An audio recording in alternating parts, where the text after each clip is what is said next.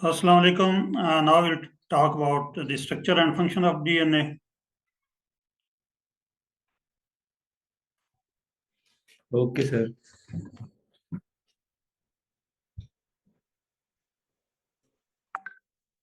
As you know, this Watson and Crick proposed this model of DNA, that is the double helical structure, and we must know that what are the building blocks of DNA. DNA is composed of phosphate and deoxyribose pentose sugar जो होती है, that is also called deoxyribose because of one missing oxygen on the carbon number 2 prime, or four nitrogenous bases, adenine, guanine, cytosine and thymine. यहाँ पे आप देख सकते हैं deoxyribose जो है, यहाँ पे ये जो कार्बन नंबर 2 प्राइम है, जो पेंटोस शुगर है, यहाँ पे एक ऑक्सीजन जो मिसिंग होता है, जो यहाँ पे आपको नजर आ रहा है। ठीक है, तो यहाँ पे एक ऑक्सीजन जो है मिसिंग होता है, ओ एच की बजाय जो है वो एच होता है, तो ये डीऑक्सीराइबोस शुगर है। Instead of hydroxyl group there is hydrogen group. इसी तरह two of the bases adenine and guanine have a double ring, जिनको हम प्यूरिन्स कहते हैं। ठीक है, एडेनिन और गुआनिन जो है, they are called purines, they have double ring, and the cytosine and thymine they are pyrimidines, they have single ring. तो ये इसके बिल्डिंग ब्लॉक्स हैं। The carbon atoms in the bases are assigned as number of reference. तो यहाँ पे आप देख रहे हैं कि 1 2 3 4 5 जो है वो दिए गए हैं।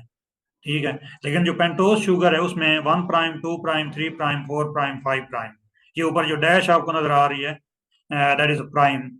ठीक है, तो इनको दोनों को डिफ्रेंशिएट करने के लिए, इनके कार्बन नंबर जो है वो उनको डिफ्रेंशिएट करने के लिए, तो ये प्राइम का जो है वो साइन जो है वो दिया गया है। यहाँ पे ये देख रहे हैं आप 1 2 3 4 5, यहाँ पे 1 prime, 2 prime, 3 prime, 4 prime, 5 prime. इसकी समझ आ गई ना आपको? जी सर। अच्छा, the chemical components of DNA are arranged in groups called nucleotides. तो मतलब अगर इस एक यूनिट है, उसके अंदर पेंटोस शुगर भी मौजूद है, डीऑक्सराइबोस शुगर भी मौजूद है, फास्फेट ग्रुप जो है वो भी मौजूद है, और नाइट्रोजन बेस भी मौजूद है, तो उसको न्यूक्लियोटाइड कहेंगे। ठीक है, अगर यहाँ पे जो है वो फास्फेट ग्रुप मिसिंग है, that will be called nucleoside. ठीक है, और अब उन्होंने जो वाटसन और क्रिक ने जो इंफॉर्मेशन ली थी, वो कहाँ कहाँ से ली थी, ये इंफॉर्मेशन सारी उनके पास आ गई जनाब, बिल्डिंग ब्लॉक्स ऑफ डीएनए के बारे में। फिर उन्होंने कलेक्ट की चारगाफ रेशो जो है, ये चारगाफ रूल्स जिनको हम कहते हैं। ठीक, वहां से उसने एरविन चारगाफ एक साइंटिस्ट था, तो उसने मालूम किया कि प्रोपोर्शन जो वो क्या है, ये इन न्यूक्लियोटाइड का डीएनए के अंदर। तो उन्होंने कहा कि डीएनए जो है वो, डीएनए के अंदर जो ए जो है वो हमेशा टी के बराबर होते हैं, और जी जो है हमेशा सी के बराबर होते हैं। These are Chargaff rules of base composition. ठीक है, तो यही उन्होंने यहाँ पे यही लिखा हुआ है, अगर ए जो है वो टी के बराबर हो, जी जो सी के बराबर हो, तो ए जी और A G plus A plus G will be equal to T plus C. ठीक है, तो ये मतलब एक ही बात है, अगर हम इसको दूसरे मानों में लें तो the amount of T always equals to the amount of A and amount of C always equal to the amount of G, but the amount of A plus T is not necessarily equal to the amount of G plus C. ये भी आपको याद रखना चाहिए। अब A plus G is equal to T plus C, लेकिन A plus T is not equal to G plus C. This ratio varies among the different organisms, but is virtually the same in different tissues of the same organisms. यहाँ पे actual काम start होता है, जो Rosalind Franklin थी, that was PhD student of Maurice Wilkins, and she was working in the lab of Maurice, ये Maurice Wilkin है, and she made this x-ray diffraction of the DNA.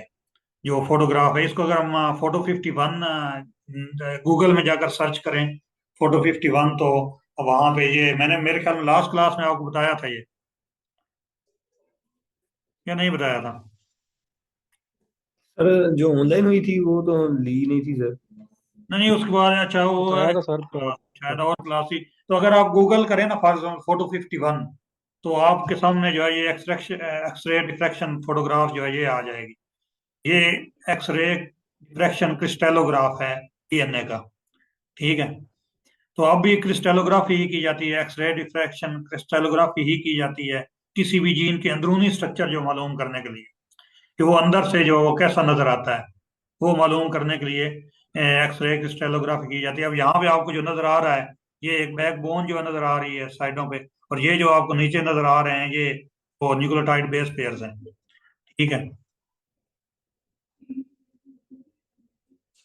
Yes sir. Available data suggested that DNA is long and skinny, बारीक है, पतला है, skinny का मतलब ये होता है, and it has two similar strands or parts which are parallel to each other and run along the length of the molecule. The X-ray data showed that molecules is helical, spiral shape है उसकी, एक helical structure है, ऐसे एक मुड़ा हुआ है। Unknown to रोजलैंड Franklin, उस वक्त नहीं था पता रोजलैंड फ्रैंकलिन को। Her best x-ray picture was shown to Watson and Crick by the Maurice Wilkins and it was this crucial piece of puzzle. अब उनको मतलब कि उनके पास सारी इंफॉर्मेशन आ गई थी वाटसन एंड क्रिक के पास, लेकिन उनको ये पता नहीं चल रहा था कि इसके अंदर से स्ट्रक्चर जो है कैसी है। तो ये पजल जो है वो सॉल्व नहीं हो रहा था जो वाटसन एंड क्रिक से। ठीक है, लेकिन मॉरिस विल्कन ने जो है इनको ये तस्वीर दिखाई फोटो 51 जो है, एंड जी। allowed them to deduce the three-dimensional structure that could account for the X-ray spot patterns। ठीक है, तो वो जो बेसिस की अंदर जो स्ट्रक्चर थी, और डीएनए स्ट्रक्चर ये मैंने आपको पहले भी बताया कि 1953 के अंदर वाटसन एंड क्रिक ने जो है वो ये किया था। तो यहाँ पे ये मैंने जो आपको Nobel laureates of molecular biology उनके अंदर भी आपको ये तस्वीर मैंने दिखाई थी। यहाँ पे वाटसन क्रिक और मोरस विल्कन जो है इनको नोबल प्राइज जो वो दिया गया था on the discovery of the DNA structure. तो यहाँ पे हम चलिए। बात करते हैं अब थोड़ा सा डीएनए स्ट्रक्चर के बारे में तफसील से, कि ये कैसे नजर आती है। अब यहाँ पे अगर आप देखें तो डीएनए जो एक लैडर की तरह है, एक सीढ़ी की तरह है, जिसके दो आर्म्स हैं और जिसके स्टेप्स हैं। ठीक है, the three dimensional structure derived from the Watson Crick is composed of two-sided side by side chains or strands of nucleotides twisted into a shape of double helical structure। ये आपको जो double helix जो नजर आ रही है। The two nucleotide strands are held together by hydrogen bonding between the bases of nitrogen between the bases of the strand, forming a structure like a spiral staircase। ठीक है, तो ये स्टेयर एक सीढ़ी की तरह है। ठीक है, जो कैसे मुड़ती हुई जा रही है। The backbone of each strand is formed of alternating phosphate and deoxyribose sugar units that are connected by the phospho।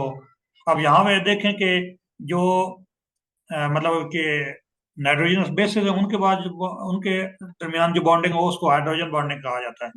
लेकिन जो फास्फेट है और पेंटोस शुगर है या डीऑक्सीराइबोस शुगर है, उसमें जो बॉन्डिंग होती है वो कोवेलेंट बॉन्डिंग होती है, जिसको हम फॉस्फोडाइएस्टर लिंकेज जो वो कहते हैं।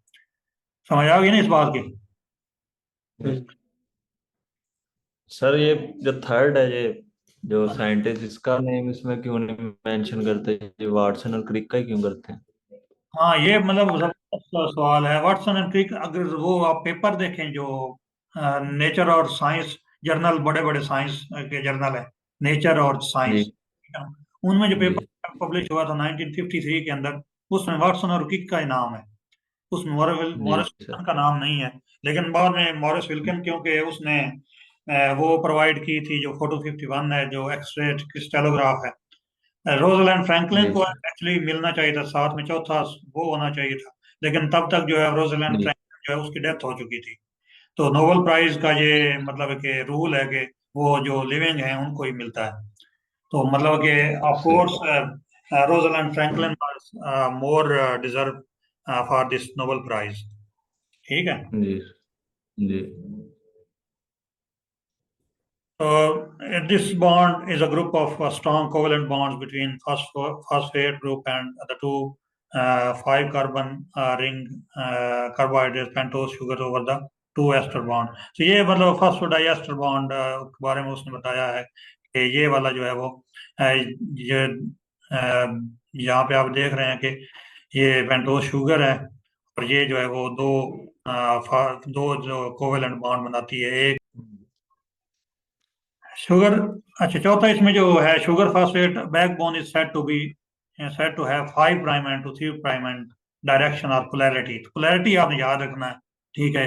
ये जो आप देख रहे हैं कि ये five prime end to three prime end है, three prime end to five prime end है, या आप जो है, क्योंकि इनको हम एंटी पैरेलल कहते हैं। तो एंटी पैरेलल इनको इसलिए कहा जाता है कि इनकी डायरेक्शन जो है या पोलैरिटी जो है वो अपोजिट होती है। एक जो है five prime end three prime end में होता है, दूसरा three prime end to five prime. यहाँ पे यही बात लिखी हुई है, in the double standard DNA molecule the two backbones are in opposite anti parallel orientation. तो नेक्स्ट जो है, each base is attached to one prime carbon. तो अब यहाँ पे सारे आप देख रहे हैं कि ये वन प्राइम कार्बन के साथ जो अटैच है, पेंटोस की वन प्राइम कार्बन है, तो आपके सारे नाइट्रोजन बेसिस हैं, ठीक है। Atom of the deoxyribose sugar in the backbone of each strand and inward arms inwards uh, towards the faces inward toward the base on the other strand। ये मतलब face कर रही है इनवर्ड, जो है ये आप डायरेक्शन देख रहे हैं, अंदर की तरफ जो है फेस कर रही है पेंटोस शुगर। तो सेवन पार्ट जो base pairs which are flat planar structures stack or top of one on the top of one another at the center। तो ये मतलब कि जो इसके जो स्टेप्स हैं स्टेयर केस के, ठीक है। तो ये बेस पेयर्स हैं एक्चुअली। ए जो हमेशा टी के साथ जो बॉन्ड बनाता है, डबल हाइड्रोजन बॉन्ड, और जी जो है हमेशा सी के साथ ट्रिपल हाइड्रोजन बॉन्ड बनाता है। तो यहाँ पे आप देख रहे हैं कि ये वाला जो है ये इसको मेजर ग्रूव जो वो कहा जाता है। जो बड़ा मतलब ट्विस्ट में जो बड़ा हिस्सा बनता है उसको मेजर ग्रूव कहा जाता है, और ये वाला जो छोटा हिस्सा बनता है इसको माइनर ग्रूव कहा जाता है। ये भी आपको पता होना चाहिए। A single strand of nucleotide has no helical structure. Single strand का कोई हेलिकल स्ट्रक्चर नहीं होता, ट्विस्टेड नहीं होता, ठीक है। तो नाइन नंबर में each base pair consist of one purine and one pyrimidine.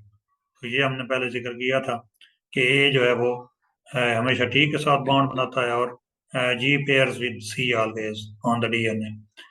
तो 10 DNA with more GC content is more stable. तो अगर डीएनए के अंदर जीसी कंटेंट जो ज्यादा होगा तो वो ज्यादा स्टेबल होगा, क्यों? शाबाश बताएं। ट्रिपल बॉन्ड होगा इनमें। ट्रिपल बॉन्ड होता है जिसकी वजह से वो ज्यादा स्टेबल होता है, ठीक है। जी। ये मतलब कुछ हाइपोथेटिकल इसकी स्ट्रक्चर्स हैं डीएनए की। तो बी टाइप जो है DNA, that is the more common structure of that twist clockwise, ठीक है। तो इसकी ट्विस्टिंग जो क्लॉकवाइज होती है, एंटी क्लॉकवाइज नहीं होती, ठीक है। और आगे इसके जो कुछ माइनर ग्रूव जो नैरो होते हैं, मेजर ग्रूव जो वाइड होते हैं, जिसका हमने अभी यहाँ पे ये देखा है। ये वाला जो है ये बी टाइप है, जो सारा डीएनए ज्यादा पाया जाता है जानदारों के अंदर, वो कौन सा डीएनए होता है? बी टाइप डीएनए होता है, ठीक है, या बी फॉर्म डीएनए आप कह लें, ये जी। वाला सेंटर में। In a solution with higher salt concentration. एक सोल्यूशन के अंदर अगर हम डीएनए डालें जिसकी साल्ट कंसंट्रेशन जो है बहुत ज्यादा हो, तो वो चेंज हो जाएगा, बी फॉर्म जो है वो ए फॉर्म के अंदर जो वो चेंज हो जाएगा, ठीक है। But still that will be right handed, या वो क्लॉकवाइज होगा। इसी तरह जो ए डीएनए है दैट